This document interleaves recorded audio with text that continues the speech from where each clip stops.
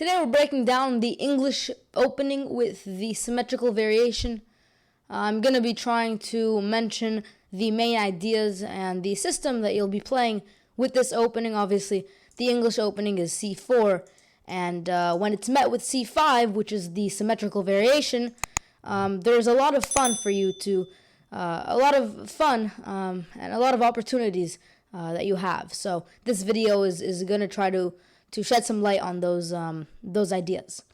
Now, I want to mention that this, like most of my other videos, the idea for this was suggested by one of you guys. So here is the comment that suggested this idea.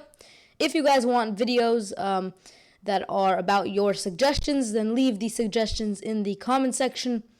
Or you can use in the description the link to a form where you have some questions that you can answer about videos and which videos you want. Now let's get right into the variation. So with this English opening, and met with the symmetrical variation, there's a specific system that you're going to be looking to play. Essentially, you have about 5 moves that you want to get in that are going to help you boost in development.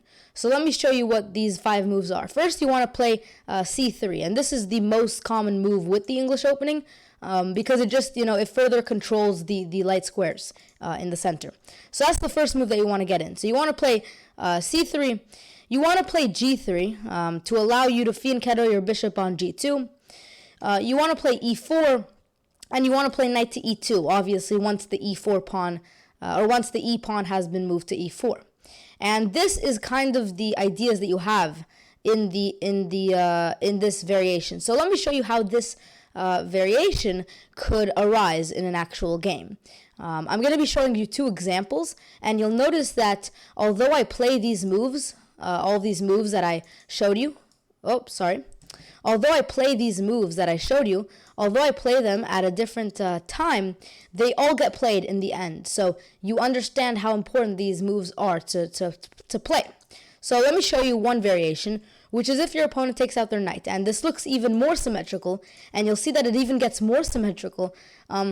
But this is very reasonable. You're trying to fianchetto your bishop, your opponent is doing the same, right? And like I said, you have these objectives. You can see that so far you've already completed a lot of them. You've moved to E4 with the pawn. You've already done C3 in the start. You've done G3 followed by G2.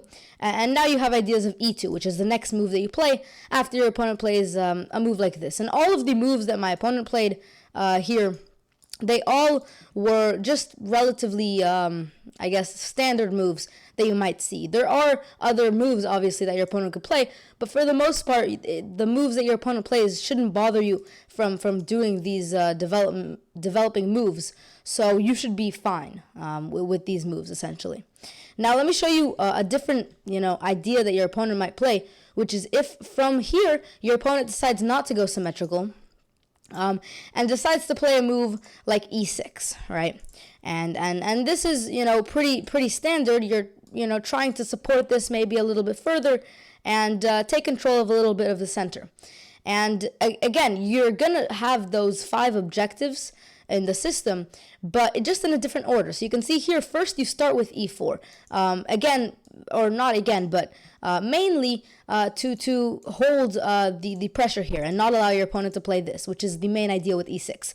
So you can see that all of the purposes with these moves that I talked about in the start, you can use them at your own time whenever they're needed. But for the most part, this is the idea that you want to follow.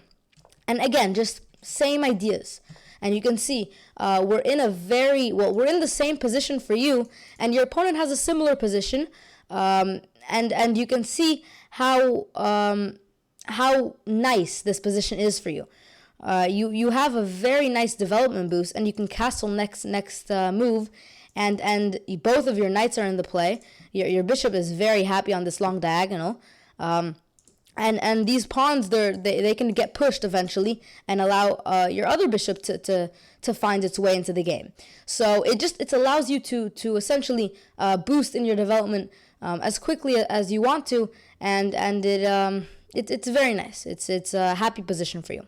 Hopefully you enjoyed this quick tutorial on the main ideas that you want to be looking for in the English symmetrical variation. And if you guys want other openings for me to cover, like I said, leave them in the comments or in the form that you can find in the description.